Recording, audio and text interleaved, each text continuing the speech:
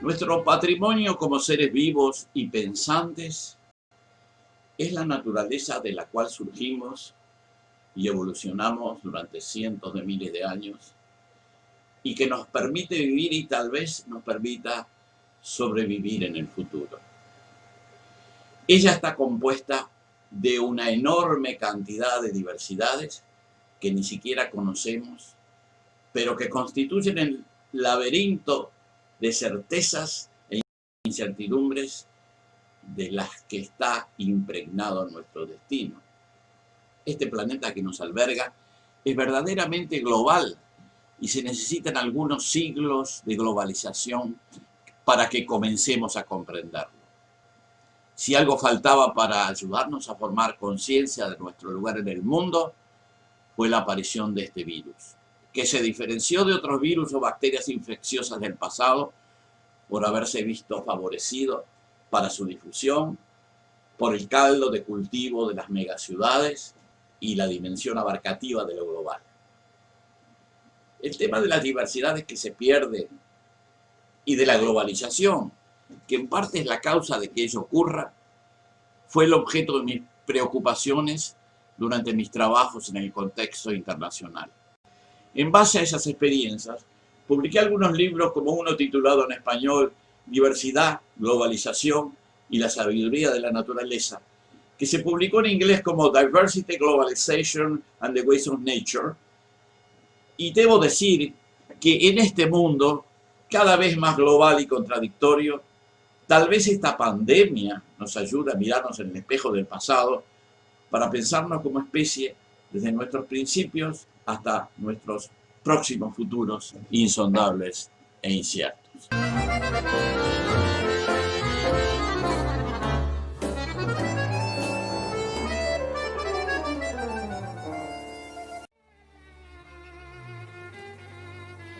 Los seres humanos, que nos autodefinimos científicamente con el nombre bastante arrogante de Homo sapiens, en algún momento dimos un salto evolutivo que nos ha permitido llegar a ser lo que somos. Al principio, nuestros ancestros eran simplemente primates que podían caminar en sus dos patas traseras, dejando las manos libres para la manipulación de las cosas. Pero pasó algo más. Hace algunos millones de años, estos antepasados nuestros comenzaron a desarrollar comunidades organizadas que facilitaba utilizar los elementos de la naturaleza en su propio beneficio. Esta característica de coordinación social, que no es exclusiva de la especie humana, porque hoy conocemos que otros mamíferos manifiestan tímidos intentos colaborativos, como por ejemplo nuestros primos hermanos primates como los chimpancés y gorilas. Pero en los humanos esta capacidad organizativa alcanzó niveles pero muy superiores. Para que ello sucediera, fue necesario desarrollar el pensamiento abstracto y a partir de este, o junto con este desarrollo, elaborar complejas formas de comunicación entre los individuos de la especie. Así, de alguna manera, se formó el lenguaje, constituido por un conjunto muy complejo de sonidos articulados emitidos por los individuos que resultan comprensibles para los demás integrantes de las comunidades. Y así pasamos de un centenar de mensajes auditivos, como emiten los demás primates, a decenas de miles de combinaciones de sonidos que además permitían no solo comunicar ideas abstractas, sino además crear nuevas abstracciones, transformando la especie en una nueva forma de organización de la vida en el planeta. O sea, que los seres humanos, cuyas capacidades físicas no son excepcionales y están relativamente limitadas comparadas con otras especies, tanto en fuerza como en agilidad, como en velocidad, terminaron superando a las demás especies porque hacían uso de su inteligencia, de su capacidad de asociación y de su dexteridad manual que les permitía construir herramientas, además de cooperar con otros individuos de la especie en su comunidad o más allá de su comunidad. Eso le habría de permitir a los seres humanos desarrollarse como especie, crecer, crear las condiciones para un futuro de prosperidad que lenta pero dificultosamente iría llegando gradualmente.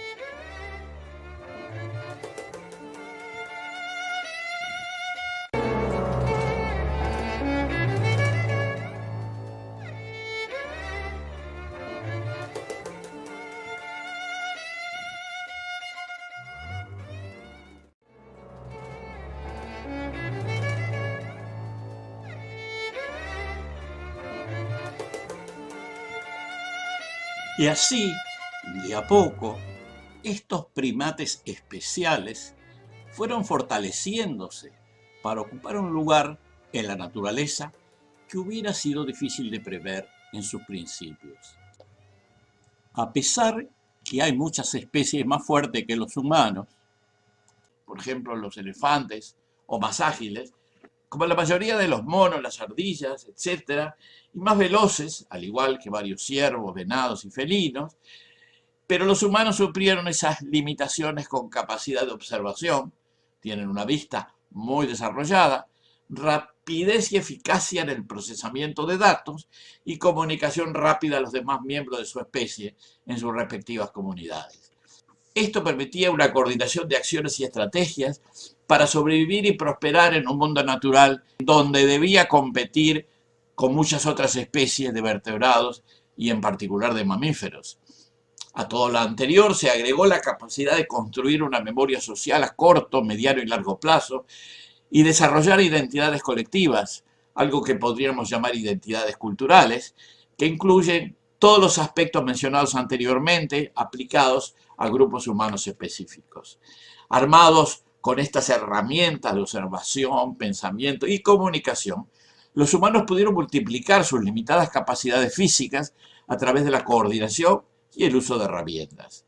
De la misma manera, pudieron expandirse en todos los continentes y tierras accesibles, ocupando espacios y obteniendo los recursos necesarios para alimentarse y vivir a través del aprovechamiento de otras especies, por ejemplo, el ganado y los cereales, o instalándose en algunas zonas específicas para su vivienda y para las actividades sociales y comerciales. A medida que la población humana se multiplicaba en estas áreas, continuaba extendiéndose, eliminando en gran medida las plantas y animales, y que pasaron a ser, casi exclusivamente, especies cuyo único fin era el uso y el aprovechamiento de los seres humanos. Así, los paisajes naturales se fueron transformando en algo que a veces se llaman paisajes humanizados. Las comunidades quemaron o talaron bosques, cercaron sus campos, plantaron las especies que les convenían y criaron los animales adaptados a sus necesidades y a sus gustos. Las sociedades humanas fueron eliminando los ecosistemas naturales y sustituyéndolos por ecosistemas a su medida y conveniencia. Su avance les permitió ocupar muchos espacios. En algunas zonas ocuparon todos los espacios. Los animales silvestres del pasado desaparecieron o se retiraron a lugares más alejados. En las ciudades contemporáneas, que tienen decenas de millones de habitantes, no hay lugar para los animales silvestres o las bandadas de aves. Solo hay algunos animales que se han adaptado a servir para funciones utilitarias o productivas o como compañía terapéutica para las personas en las viviendas humanas. También aparecieron especies parasitarias e indeseadas como roedores e insectos. Finalmente, junto con las ciudades, se fueron creando ecosistemas completamente basados en la ocupación humana y que eran totalmente diferentes a los ecosistemas naturales originales. Así se formaron numerosas megaciudades con más de 20 millones de habitantes. Hay muchos ejemplos, como Tokio, Yokohama, Shanghái, Nueva York, Nueva Jersey, Cairo, Lagos, San Pablo, Ciudad de México y otras tantas de más de 10 millones de habitantes. Estos sistemas megaurbanos fueron creando ambientes adaptados a los sistemas económicos, pero inadecuados para la vida saludable de las personas. A todo ello se agregó el desarrollo de una red global de intercambio de mercaderías y movimiento de cientos de millones de personas al año. Estos sistemas mega urbanos, cuasi patológicos, se transformaron en constelaciones ultra mega urbanas estrechamente relacionadas, física, económica y culturalmente, a través del aire, mares y océanos. Cientos de millones de turistas. Millones emigran de un lado para otro. Muchas viajan por negocios o asuntos familiares. Millones de aquí para allá y de allá para aquí.